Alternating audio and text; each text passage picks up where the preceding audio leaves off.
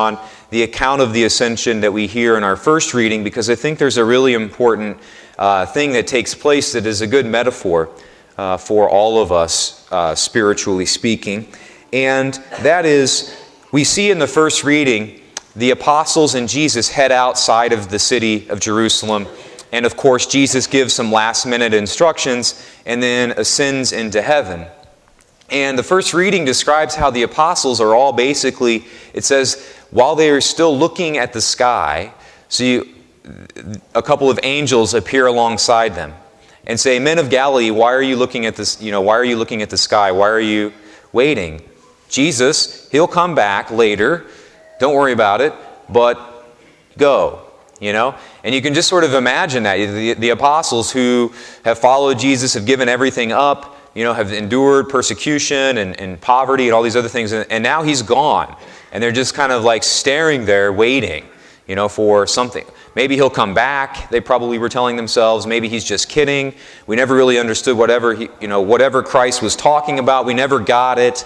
So maybe this is some other thing where He's going to come back again in a minute. And these angels, though, appear and say, "Don't look at the sky anymore. Don't worry about it. He's gone to heaven, and He'll come back again at His second coming. But until then, you guys need to scatter and go and do what He told you. And you need to live the way that He told you." And a lot of preachers and church fathers and so forth have taken that passage and have related it to our own spiritual lives as well. Because I think a lot of times the temptation is for us, spiritually speaking, to do exactly what the apostles did in the first reading, which is just kind of stare at the sky and wait on God to do something. Whether it's waiting on God to feed me, spiritually speaking, or we're waiting on God to move me, or waiting on God to give me warm feelings before I'm going to go out and help the poor, waiting on God to make me want to start and have a prayer life, waiting on God to make it exciting to read the Bible, etc., etc. Waiting, just staring and waiting on God as if we were sort of like, spiritually speaking, kind of like birds in a nest, childish birds waiting on the mother to return. And we sort of view ourselves sometimes, I think, spiritually speaking, as powerless. Like we can't do anything and we just wait. We wait on God to make it happen for us. And just like the apostles in the first reading, the angels and the saints and all holy people that we know in our lives are hopefully challenging us and appearing to us and saying, "What are you waiting on? Quit staring at the sky. Go and do exactly what God told you. He's given you everything that you need. He'll be with you. He's with you. He's there beside you even when you can't sense Him. Now go and do what He asked. Go live the way that He asked you to live." And I think that is so much the challenge for us, not to view ourselves as spiritually helpless, but to recognize that we have been given what we need, and now the task is to go and do it, and to execute it, and to put it into action. I came across a quote this week, and I think it was on Twitter, or somebody was passing it around, and I thought it had a lot of relevance to what we are reflecting on today. It's from Anne Frank. And she said, and I think it was in her diary, "How wonderful it is that nobody need wait a single moment before beginning to improve the world. How wonderful it is that nobody need wait a single moment before beginning to improve the world." I think we oftentimes, too, very much undervalue our ability to change the world, and we think that we need special powers, we need something, that God has not currently given to me, and so we wait. But we can change the world in a matter of minutes.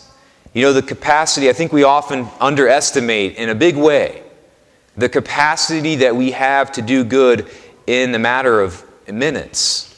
We can walk out of here and in a day, the number of people that we can pray for, the number of the poor that we can help, the number of times that we can love someone, the number of people that we can forgive in our lives, the number of good deeds that we can do in a day is really astronomical.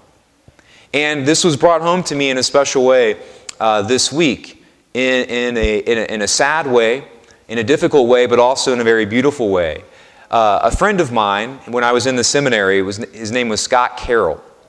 And Scott Carroll and I would go to a lot of Friday night football games together. We had a group of about 5 of us that looked for something sane to do to get out of the seminary for a night. And we would oftentimes go to some of the local high school football games and check out what was going on. And great guy, just a totally humble, really kind man. And in fact, when I had to go back and visit the seminary this year for our yearly checkup, I was there, and my brother, who's in the seminary, who was at St. Meinrad, and I were kind of walking around, just kind of walking the halls, and we were walking, I can't remember where we were going, but anyways, past Scott's room, because he was in his last year now. This was his final year in the seminary. And stopped in, I was like, I got to stop here and I got to say hi to Scott. And stopped in and chatted for about 10 minutes, and when we left, I told my brother, I said, when I was here, at least, I said, Scott was one of the most humble, kind, great guys in the seminary. And just kind of telling my brother, hey, just watch what he does, and he won't point you in the wrong direction. But then, about 2 months ago, Scott, in his getting ready to be ordained a priest, was diagnosed with terminal cancer. And was given a matter of months to live. And he was scheduled to be ordained in a couple of weeks with some of his other classmates from his Toledo diocese. But this week, actually, things took a turn for the worse. And so the bishop, his bishop of Toledo, came to his house and actually ordained him a priest on his sickbed this past Wednesday. And very beautiful, obviously, very moving thing to do for the bishop and for Scott and for his family. And celebrated his first Mass on Wednesday, and 2 days later, actually just on Friday of this week, Father Scott celebrated Mass in the morning, again from his bed, and then a few hours after Mass, passed away.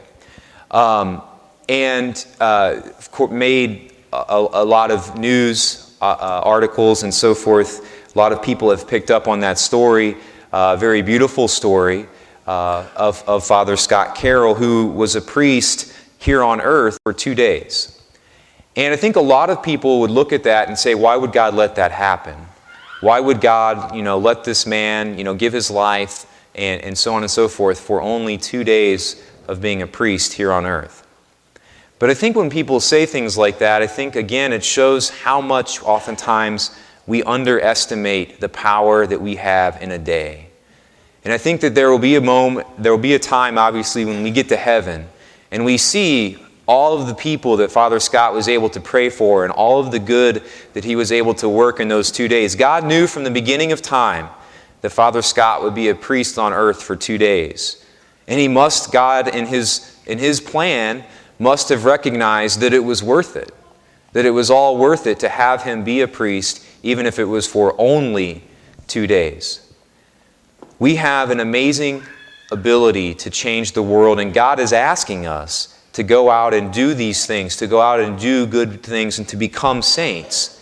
The question is whether we will put that into play, put that into action, or if we will just simply sit around staring at the sky, waiting for God to do it for me.